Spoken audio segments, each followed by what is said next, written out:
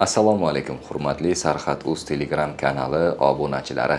O'tib borayotgan hafta mobaynida yuz bergan muhim voqea, hodisalar asosida tayyorlangan Sarhad hafta ichida tahliliy dasturining navbatdagi soni e'tiboringiz markazida.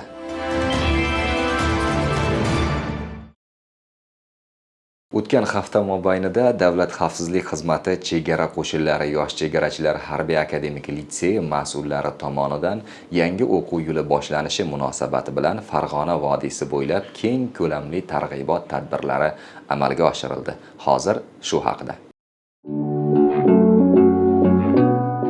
Aziz muxlislar, bu galgi ko'rsatuvimizni Qo'rg'ontepa tumanidagi harbiy qism harbiy xizmatchilarining ma'naviy olam, bilim va tafakkurini oshirishga xizmat qiluvchi tadbirlardan tayyorladik. 2020-yil Vazirlar Mahkamasining 973-qaroriga asosan litseyimiz tashkil topgan bo'lib, 2021-yil sentyabr oyidan o'quvchilarni qabul qilishni boshlaganmiz. Bizda ikkita yo'nalish bor. Birinchisi ijtimoiy gumanitar, bu davlat xavfsizlik xizmati xodimlarining yo'nalishi. Bu yerda bizlar o'qib bitirgandan keyin o'sha yo'nalishi Davlat xavfsizlik xizmati akademiyasi Toshkent shahrida joylashgan, shu yerga o'qishga topshiradi. Ikkinchi yo'nalishimiz bu aniq fanlar yo'nalishi. Aniq fanlarga Qurolli Kuchlar akademiyasi chegara fakultetiga topshiradi. Jami 50 tadan 100 ta bola olinadi har yili 100 ta bola o'rtacha bitiradi bizlar. Qo'rg'ontepa tumanidagi harbiy qism tomonidan Qorasuv shahar madaniyat markazida tumandagi o'quvchi yoshlar bilan O'zbekiston Respublikasi Davlat xavfsizlik xizmati chegara qo'shinlari yosh chegarachilar harbiy akademik litseyiga o'qishga qabul qilish jarayonlari bo'yicha targ'ibot tadbiri o'tkazildi. Maktab o'quvchilari bilan bo'lib o'tgan uchrashuv chog'ida chegara xizmati akademik litseyiga qabul tartibi, o'qish sharoitlari, bilim olish imkoniyatlari haqida batafsil ma'lumotlar berildi. Tadbirda maxsus tayyorlangan videorolik ham namoyish etildi. Unda litsey hayoti, harbiy akademik muhit va tarbiyaviy ishlarning samarasi haqida so'z yuritildi. Bugungi uchrashuvimizning asosiy maqsadi Davlat xavfsizlik xizmati chegara qo'shinlari tizimidagi yagona hisoblangan yosh chegarachilar harbiy akademik litseyiga Andijon viloyati Qo'rg'ontepa yoshlarni ham jalb qilish. Maqsadimiz kelgusida chegara qo'shinlari tizimida faoliyat yuritadigan kadrlar zaxirasini boyitishdan iboratdir. Ushbu uchrashuvimizni Qo'rg'ontepa tumanida joylashgan harbiy qismlar bilan hamkorlikda o'tkazyapmiz. Hozirda ushbu uchrashuv yoshlarimizda juda katta qiziqish uyg'otmoqda. Chunki yoshligidanoq harbiylik sohasiga qiziqqan, kelgusida vatan uchun, prezident uchun xizmat qiladigan xohish bildirgan yoshlarimiz bugungi yig'ilishda o'zlarini kerakli savollarni berib, qiziqtirgan savollarga yetarlicha javob olishdi. Biz o'ylaymizki, kelgusida Andijon viloyat Qo'rg'ontepa tumanidagi ushbu yoshlar ham kelgusida albatta harbiy akademik litseyining o'quvchilari safida o'z o'rniga ega bo'lib, vatan uchun, prezident uchun, xalq uchun xizmat qiladigan yoshlar bo'lib yetishadi degan umiddamiz. Fursatdan foydalanib Andijon viloyati Qo'rg'ontepa tumanidagi barcha yoshlarni kelgusida harbiylik sohasiga bo'lgan qiziqishlarini inobatga olib, Davlat xavfsizlik xizmati chegara qo'shinlari yosh chegarachilar harbiy akademik litseyiga o'qishga topshirishlarini tavsiya qilamiz. U yerda ular kerakli bilim ko'nikmalarini olib, kelgusida albatta harbiy akademiyalar kursantlari bo'lib, vatan uchun, xalq uchun, prezident uchun xizmat qiladigan yetuk kadrlar bo'lib yetishadi degan umiddamiz. Tadbirning asosiy maqsadi vatan himoyasi, mamlakatimiz sarhadlari, chegara muqaddasligi kabi tushunchalarni yosh avlod ongiga singdirish, harbiy xizmatga bo'lgan qiziqishini oshirish va chegarachilarni tayyorlashga hissa qo'shishdan iborat. Aql zakovatli insonlarga har joyda va har qanday davrada alohida hurmat, ehtirom ko'rsatilgan.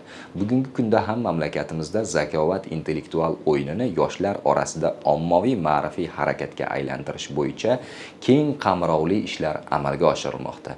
Jumladan Toshkent shahrida joylashgan Davlat xavfsizlik xizmati chegara qo'shinlariga qarashli bo'linmalardan birida faoliyat olib borayotgan harbiy xizmatchilar ishtirokida bilim izlab mavzusida zakovat intellektual o'yini tashkillashtirildi. Tadbir yakunida tashkilotchilar tomonidan bilimdonlarga kitob va qimmatbaho sovg'alar topshirildi. O'tgan hafta mobaynida yuz bergan muhim hodisalardan yana biri bu poytaxtimizda Davlat xavfsizlik xizmati chegara qo'shinlariga qarashli harbiy qismlarning Yoshlar ittifoqi boshlang'ich tashkiloti yetakchilari ishtirokidagi yoshlar forumining yuqori saviyada o'tkazilgani bo'ldi. Mazkur forum tafsilotlari hamkasbimiz Farida Bobojonova lavhasida. Mamlakatimizda o'tkazilayotgan yoshlar oyligi doirasida Davlat xavfsizlik xizmati chegara qo'shinlari harbiy qismlaridagi yoshlar ittifoqi boshlang'ich tashkilotlari yetakchilarining navbatdagi forumi bo'lib o'tdi. Yoshlar yangi O'zbekiston kelajagining bunyodkori shiori ostida o'tkazilgan mazkur 3 kunlik forumning dastlabki kunida hududlarda g'oliblikni qo'lga kiritgan harbiy qismlarning jamoalari o'rtasida ajdodlar izidan intellektual o'yinining qo'mondonlik bosqichi o'tkazildi. Yoshlarni nafaqat mantiqiy, balki strategik fikrlashga o'rgatuvchi ushbu musobaqa davomida ishtirokchilar o'z aql zakovatlari, o'tkir zehni va kitobxonlik madaniyatini namoyon etdilar. Forumning ikkinchi kunida harbiy qismlardagi yoshlar ittifoqi boshlang'ich tashkilotlari yetakchilari o'rtasida eng ilg'or boshlang'ich tashkilot yetakchisi ko'rik-tanlovining respublika bosqichi o'tkazildi. Mazkur jarayonda amalga oshirilgan ishlar sarhisob qilinib, yetakchilarning natijalari, ularning bilim va salohiyatlari sinovdan o'tkazildi. Shuningdek, kelgusida amalga oshirilishi zarur bo'lgan ustuvor vazifalar ham belgilab olindi. Shu kuni ishtirokchilar chegara qo'shinlari muzeyida bo'lib, uning yangilangan qiyofasi bilan yaqindan tanishdilar. Bahodir Yalangtosh filmining namoyishi ham ishtirokchilar uchun tarix va bugunni bog'lovchi taassurotlarni davom ettirdi. Forum yakunidagi eng yorqin lahzalarga boy tadbir bu shubhasiz qo'mondon va yoshlar uchrashuvi bo'ldi. Video selektor shaklida o'tkazilgan mazkur uchrashuvda chegara qo'shinlari qo'mondoni, ustoz faxriylar, muddatli harbiy xizmatchilar, chegaraoldi hududlardagi umumta'lim maktablarda tashkil etilgan yosh chegarachilar klublari a'zolari, shuningdek yosh harbiylarning ota-onalari ham ishtirok etdilar. Tadbirda so'z olganlar so'nggi yillarda yoshlarga qaratilayotgan e'tibor, ularning har tomonlama yetuk va barkamol avlodlar sifatida shakllanishlari uchun yaratilayotgan shart-sharoit va qulayliklar xususida to'xtalib o'tdilar. Onlayn muloqot davomida respublikamiz bo'ylab ishtirok etgan yosh harbiy xizmatchilar chegara qo'shinlari qo'mondoniga o'zlarini qiziqtirgan ko'plab savollar bilan murojaat etib, samimiy javoblar oldilar. Tadbir davomida ajdodlar izidan intellektual musobaqasi hamda eng ilg'or boshlang'ich tashkilot yetakchisi ko'rik-tanlovlari g'oliblarini taqdirlash jarayonlari ham bo'lib o'tdi. Ajdodlar izidan intellektual ko'rik-tanlovining respublika bosqichida jamoamiz bilan faxrli birinchi o'rinni egalladik. Bu bizning ikkinchi marotaba jamoamiz bilan birgalikdagi yutug'imiz bo'ldi. Bundan juda ham xursandmiz. Shundan so'ng jangovar xizmat faoliyatida yuqori natijalarga erishgan bir guruh yosh harbiylarning ota-onalariga sadoqatli va vatanparvar farzandlarini voyaga yetkazganlari uchun minnatdorchilik bildirilib, chegara qo'shinlari qo'mondonining tashakkurnomalari topshirildi. Kechagina farzandini katta hayotga yo'llagan ota-onalar bugun ularning kamolini ko'rib, nihoyatda xursand bo'ldilar. Har bir ota-ona uchun bu juda katta sharaf, baxt.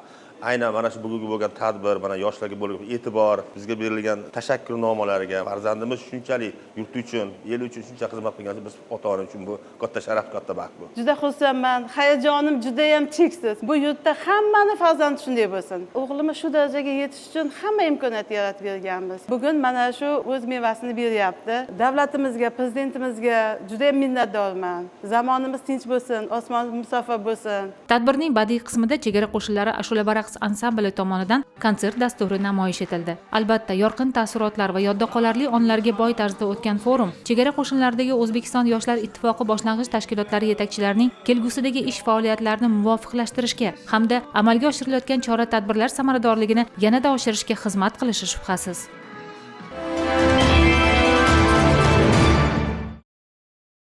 Inson salomatligi bu uning katta boyligi sanaladi. Ana shu boylikni asrab avaylash maqsadida Qoraqalpog'iston Respublikasida joylashgan harbiy qismlarda chuqurlashtirilgan tibbiy ko'riklar tashkil etildi. Ko'riklar davomida malakali shifokorlar tomonidan harbiylar va ularning oila a'zolariga zarur tavsiyalar berildi. Shu kabi tadbirlar Surxondaryo viloyatidagi harbiy qismlarda ham tashkil etilib, unda soha mutaxassislari yuqumli kasalliklarning oldini olish bo'yicha suhbatlar o'tkazishdi.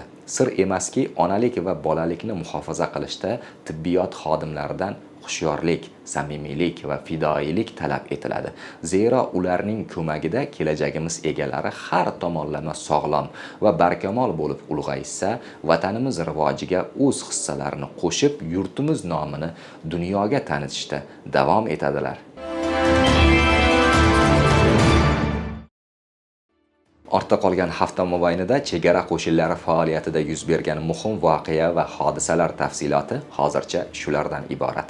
Unutmang, chegara qo'shinlari faoliyatiga oid so'nggi yangiliklar Sarhad.uz Telegram kanalida. E'tiboringiz uchun rahmat. Salomat bo'ling.